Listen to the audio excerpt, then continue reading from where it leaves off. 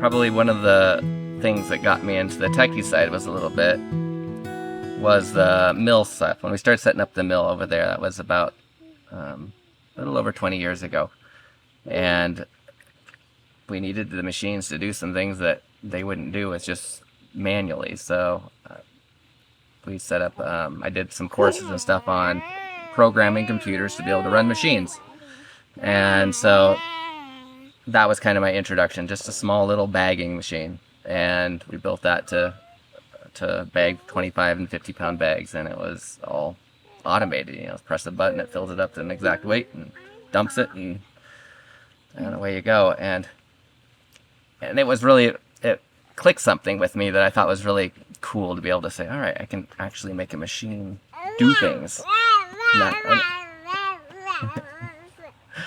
Excuse you.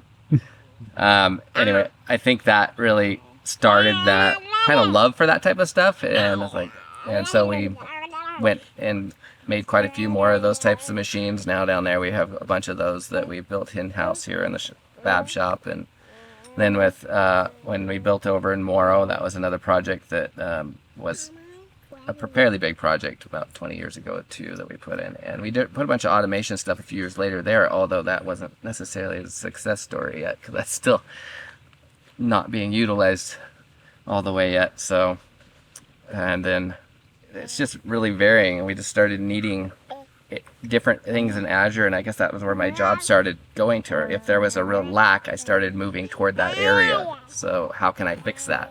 And even some things that are quite off from what I would normally think would be my job description, but trucking was an area that was really lacking. We were losing a lot on having empty trucks down the road, and so just getting my head into there for a while, and ended up coming up with a new, what we call a continuous route system. The trucks really never stop. They just keep going down a long road that just never ends. It's a big, huge loop. And that ended up saving us almost half the miles of what the original system was. And so that's just a really big economic help, as well as just efficiency, making things go faster and smoother. That I just had to stick my head into that world for 6 months or something and get the bugs worked out, and it wasn't just me, it was a whole team working on that. But so I just think of that as, well, now I've completely stepped out of that world. I don't even do anything with it anymore, but you just kind of migrate where the need is or the lack is, and that's kind of what I feel like the innovation team needs to do, and it has been.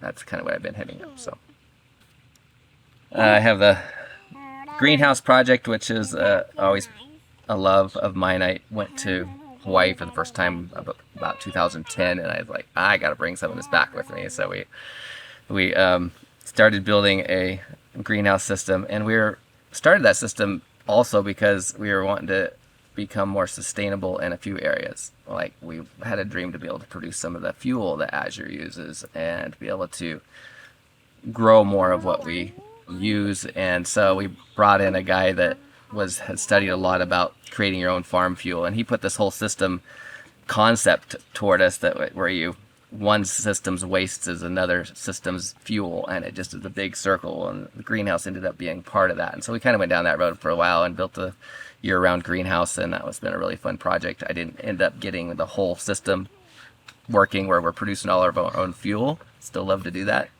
but and maybe you'll be able to see a little later. We'll show you the year-round greenhouse, but that's a kind of more of a hobby, but it also is an experimental area where we can delve into the agricultural. It's a small-scale area you can just experiment with.